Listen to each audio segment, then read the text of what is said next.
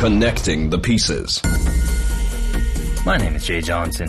Imagine that it's 1950 and you are in California, San Francisco to be exact. Now, it was just a few years ago that the people of America came together to help the Allies win against the Nazis. And that effort took the entire country. From the women that stayed at home growing victory gardens to the regular everyday Joe buying war bonds. At nighttime on the West Coast, patrols would maintain a lookout for the newest Japanese weapon, the balloon bomb.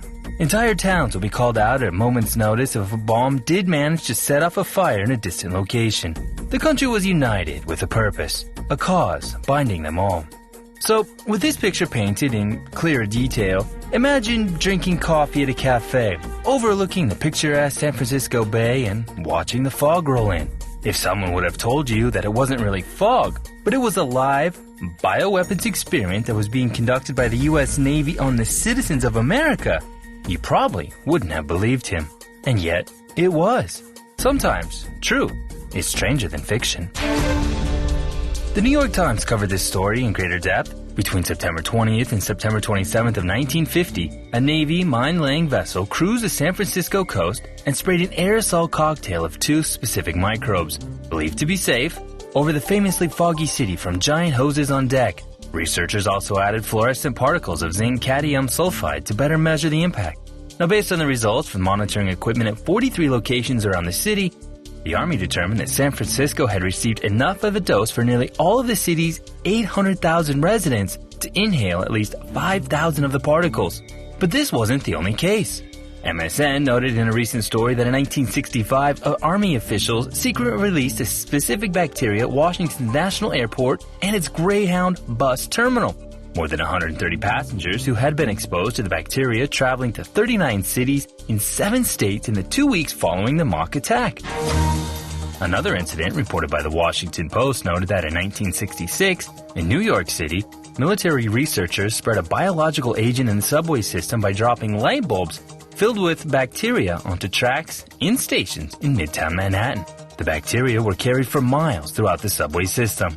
The Washington Post noted that, all told, the Army listed 27 times that it tested simulated toxins on public property, including releasing spores in 2 tunnels on a stretch of the Pennsylvania Turnpike. The article went on to further note that in addition to these experiments in public places, the Army Secretary used military personnel and their families for open-air experiments by spraying simulated germs into the air at a number of bases, including Fort Detrick in Maryland, Fort Belvoir in Virginia, and the Marine Training School at Quantico in Virginia. Now, the U.S. military has justified these incidents as being critical to national security.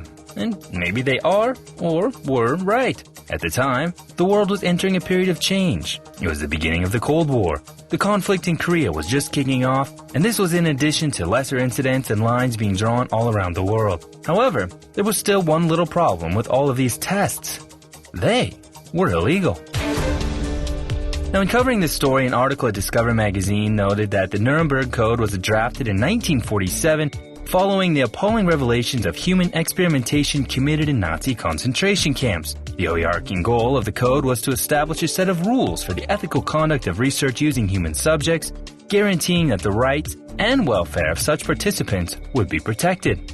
2 important principles guide and define this code: the concept of voluntary, informed consent, and that no experiment shall be conducted in which there was an a priori reason to believe that death or disabling injury will occur.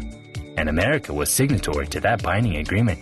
And here's the catch. While on one hand, the U.S. military has the duty to protect the American people, on the other hand, it felt it couldn't protect the American people without experimenting on them without their knowledge. In fact, an article at the Washington Post noted that the Army has disclosed that it secretly conducted 239 germ warfare tests in open air between 1949 and 1969. And to put it another way, this is at least 239 direct violations of the Nuremberg Code. But it gets even worse. There was a man that died as a direct result of the San Francisco experiment, and when his family eventually learned about the mock biological attacks the U.S. military had been performing, they sued, alleging negligence. A family member was quoted as saying, "My grandfather wouldn't have died except for that, and I left my grandmother to go broke trying to pay his medical bills." And what was the U.S. government's response? Go pound sand. So, what do you think, dear listeners? Is experimenting on people ever acceptable?